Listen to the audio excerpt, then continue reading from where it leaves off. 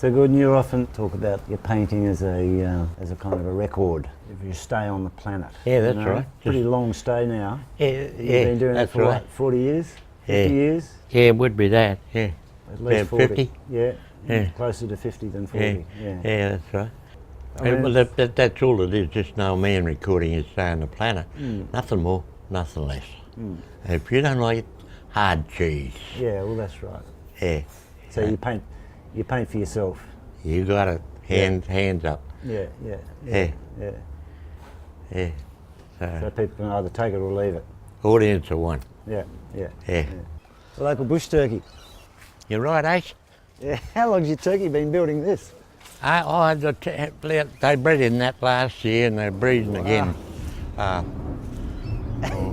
now. It's interesting the way you store your works in that big box down there. Once works are completed, that's where they go, or they go to an exhibition, or Well, Philip was supposed to come out and have a look last month and he never came out.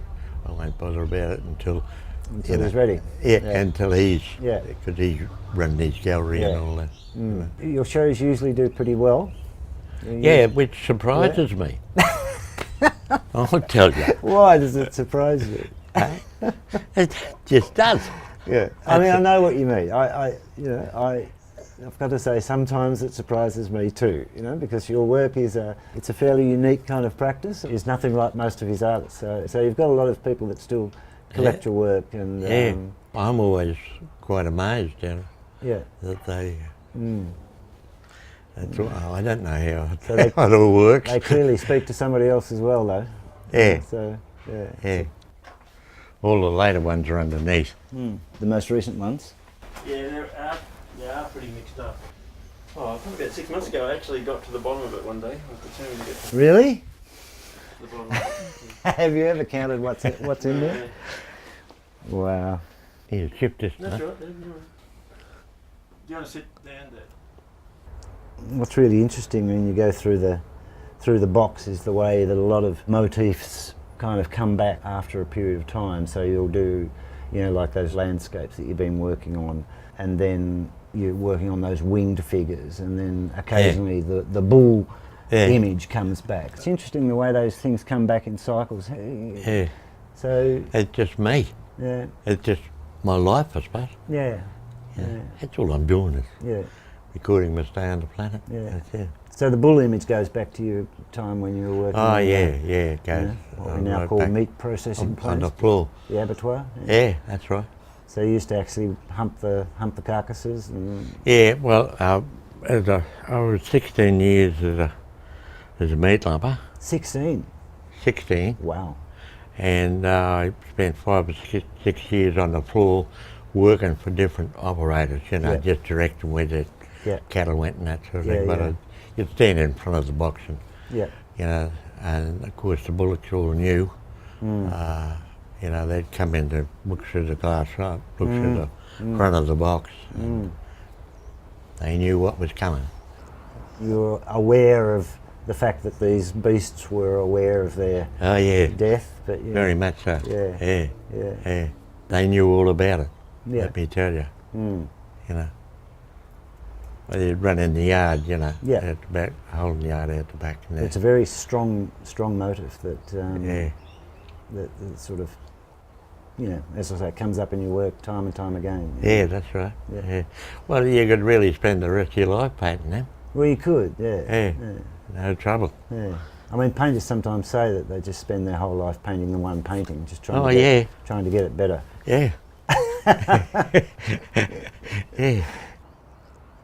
So where did you grow up? Did you grow up in Brisbane, or your childhood was spent here in Brisbane? I'm born and bred right Brisbane, here. Yeah. Did you draw as a child or anything like that, or did you? Oh, not really. Not really? No more than anybody else? Yeah. No. No more than anybody else.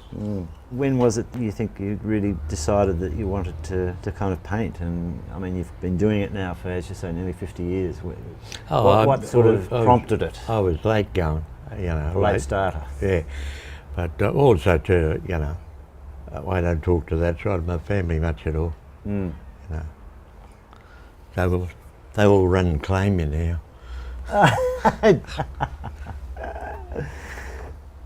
So you're largely so-called self-taught, but you worked No, I went. a little while with. I took some lessons to from Caroline John, Barker. Caroline Barker, yeah. Yeah. So, as you go in the toilet, those two little still lifes, Yep.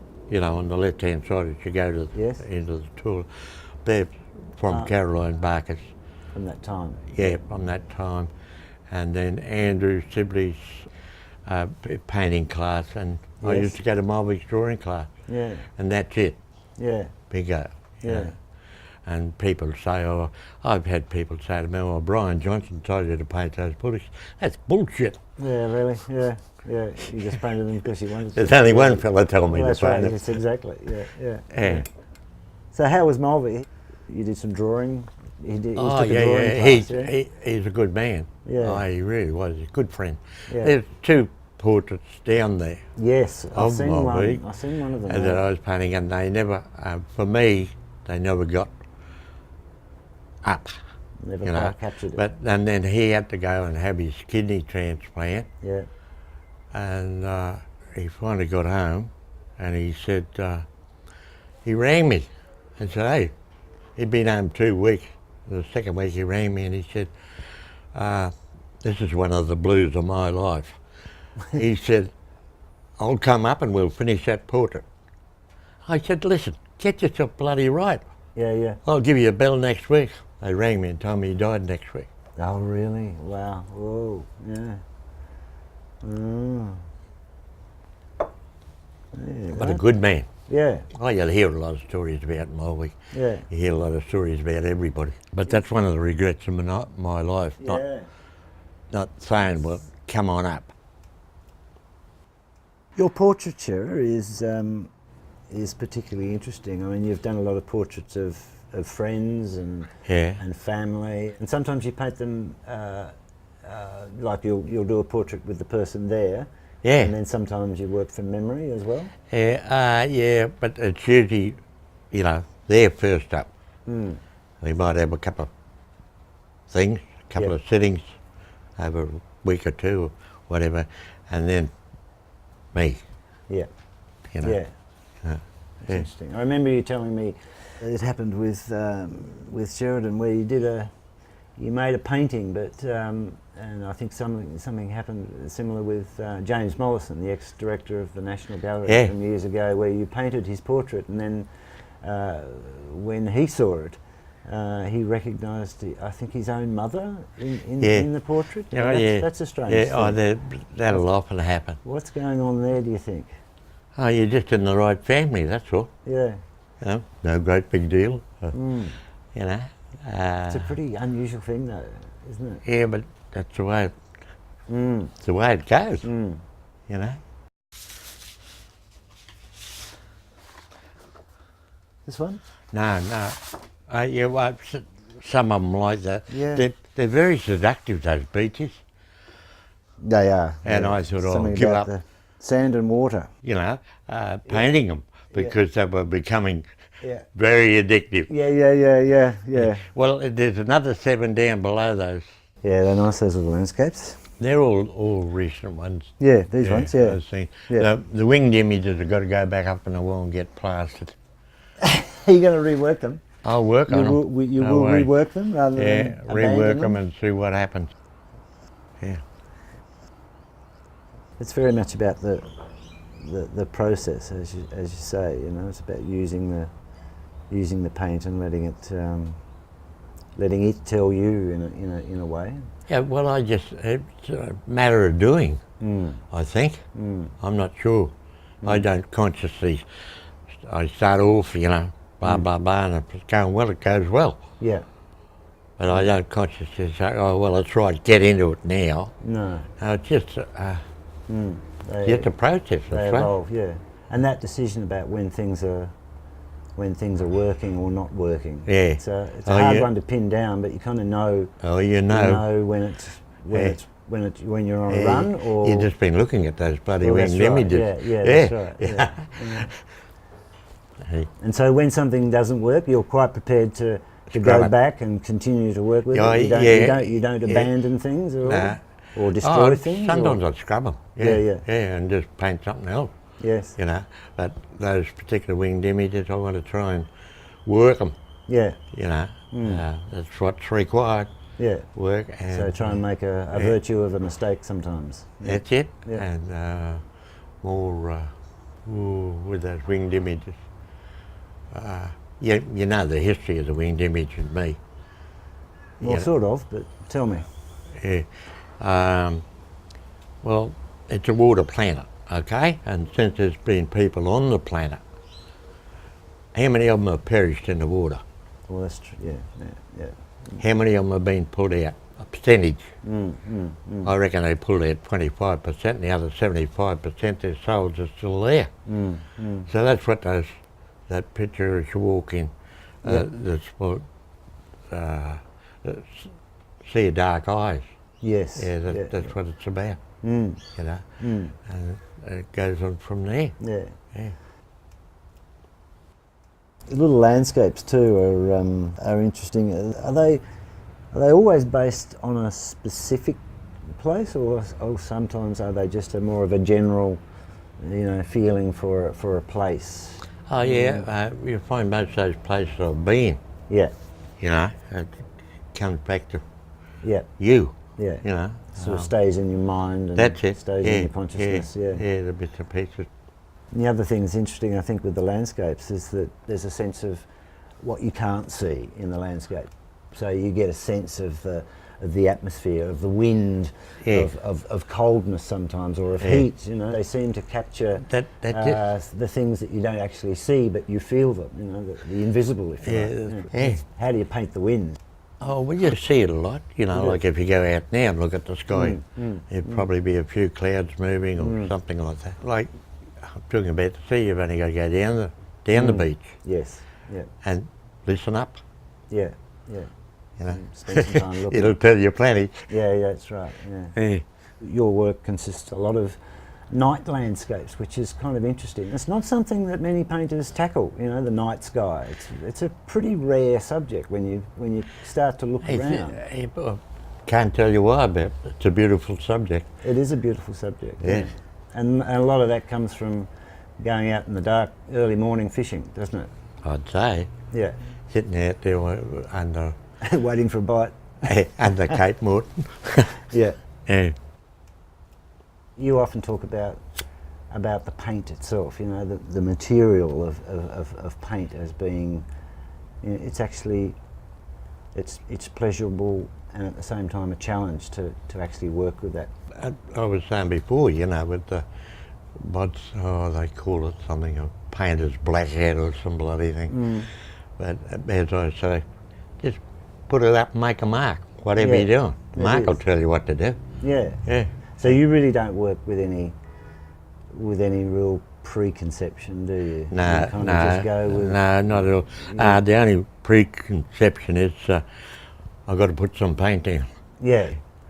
And you still work on paper, rather than canvas or board. It's your material of choice. Yeah, the French Disson paper, and I find it real good.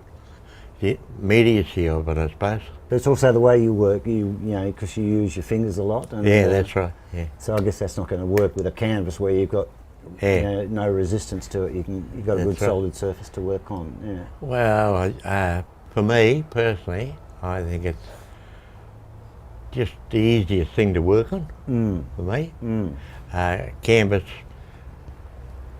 forget it. You know, somebody gave me a canvas once, and I burnt that in a palette knife just by the steps. That's where it goes. And brushes, you gave up brushes long ago? Occasionally I use them, but only on the black enamel. Yeah, you know, so that's more or less like a drawing material, more like a drawing tool. Yeah, that's right, but all just a hand. Yeah. I'm pleased I got a hand. Yes, exactly. Yeah, that's right. You read a bit, and you like certain writers. I mean, is there a bit of a relationship between what you read and what you paint? I read a lot of the early poets. So, what is it about poetry, do you think, that I think poetry is just a great way with words Yeah. and so forth, etc. The reason I ask is that, you know, a lot of painters often admire poets, and I just wonder if there's something similar in the way that poets deal with words. Words become their material, their paint, if you like. Of course, you know? of course. And they sort of manipulate words in much the same way as you manipulate paint. Yeah, that's right. And you kind of try and reduce it down to the barest minimum to say the most. You know, I just wonder if there's a bit of a relationship there. Oh yeah, well, you know, that's a natural go. You know, poet and words, and, Yeah. you know, and their description and their use. That's one of the things I do admire about poets, the use of words. You know, yeah, I'm not a poet, but it's a great go. Yeah. You're a bit of a fan of old Sam Beckett. Yeah, yeah. Most of the Beckett plays and stuff are here. I could have had a chat to Beckett. You could have done it. I'm sure you would have got on very well with that Sam Beckett. Interesting character from what you read, from what one reads. Yeah. But his ideas about space and silence, you know, the idea of chance and just letting things evolve. Yeah. You know, I think there's a lot of echoes in your work like that, and just sort of being prepared to, you know, to be silent. You know, I wonder sometimes if there's not a, you know, relationship between that silence and that darkness in your paintings, so that the darkness becomes like a container almost for what's in there. Yeah, well, you know, it's just the way I've always painted. You know, always, you know, enjoyed the darks very much. Very much. That's what's wrong with those bloody winged images. Yeah. Yeah. You think so? Oh, I know so. Yeah. Yeah. Too much light. You got it. Yeah.